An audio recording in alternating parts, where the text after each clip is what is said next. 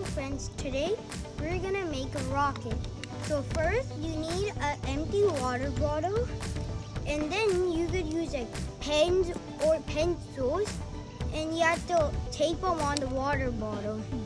After that, you have to pour like vinegar to like 1/4 of the bottle, and then make a funnel, and then pour baking soda in it, and then put the cap on, and then put it upside down, and you'll have a rocket.